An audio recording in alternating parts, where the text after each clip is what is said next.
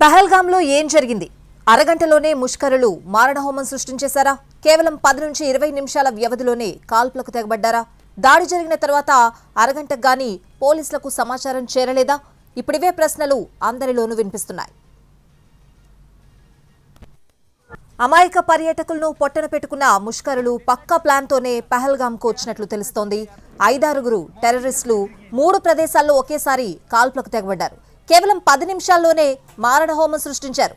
బైస్రాన్ మైదానం పక్కన ఉన్న పైన్ అడవుల నుంచి బయటకొచ్చిన ఉగ్రవాదులు ఎక్కువ మంది టూరిస్టులు ఉన్న ప్లేస్లను సెలెక్ట్ చేసుకుని 3 వైపులా వెళ్లినట్లు ప్రత్యక్ష సాక్షులు చెప్తున్నారు.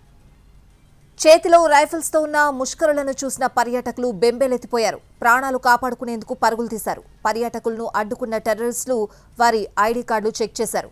మధ్యాహ్నం 1:50 కాల్పులు ప్రారంభించారు. బాడీ కెమెరాలు ధరించిన తీవ్రవాదులు దాడికి సంబంధించిన దృశ్యాలను వీడియో రికార్డ్ చేశారు. కాల్పులు జరుపుతూనే పర్యాటకుల దగ్గరకు వెళ్లి వారి గురించిన వివరాలు అడిగి మరీ కాల్పులు జరిపారు. ఈ దాడిలో ఎక్కువగా టూరిస్టులపై తలలపైనే ఉగ్రవాదులు కాల్పులు జరిపారు. అనంతరం తామొచ్చిన పైన్ అడవుల్లోకి పారిపోయారు. ఈ కాల్పులంతా కేవలం 10 నిమిషాల్లోనే జరిగాయని ప్రత్యక్ష సాక్షులు చెప్తున్నారు. దాడి జరిగిన అరగంట తర్వాత కానీ, అంటే 1:50 ఉగ్రదాడి జరిగితే 2:30 గంటలకు గానీ పోలీసులకు సమాచారం అందలేదు. పహల్గామ్ నుంచి బైస్రాన్ వెళ్లడానికి ఎలాంటి వాహనాలు అందుబాటులో ఉండవు.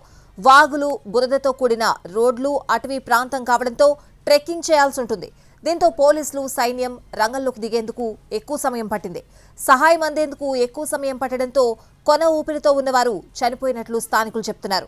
సకాలంలో వచ్చే అవకాశం ఉంటే మరికొంతమంది ప్రాణాలు దక్కేవంటున్నారు.